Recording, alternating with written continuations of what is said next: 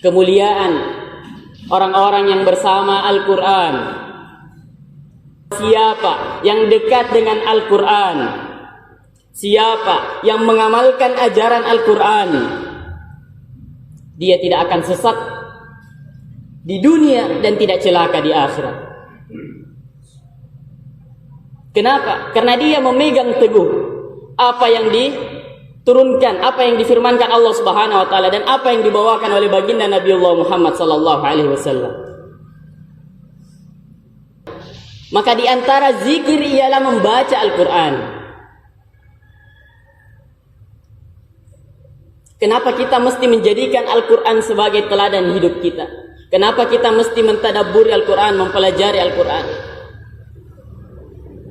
Yang pertama ialah Al-Quran ini adalah petunjuk yang tidak ada keraguan di dalamnya. Allah Subhanahu wa taala berfirman, "Dzalikal kitab." Ini adalah kitab, yang dimaksud adalah Al-Quran. La raiba fih. Kata la dalam bahasa Arab artinya tidak. Raibah, keraguan-raguan. Tidak ada keraguan. La raiba fih. Tidak ada keraguan di dalamnya. Zalikal kitab.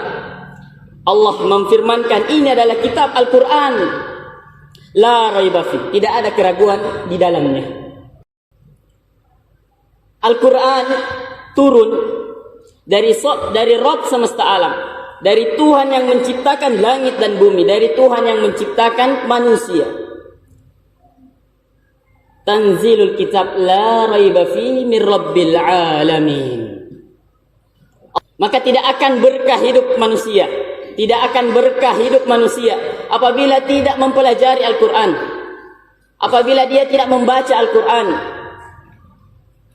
Allah Subhanahu wa taala berfirman, Kitabun anzalna mubarakan.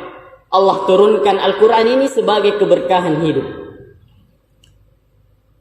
Maka dalam kehidupan sehari-hari kita bisa melihat manusia. Siapa yang paling banyak berinteraksi dengan Al-Quran, maka akan tenang kehidupannya.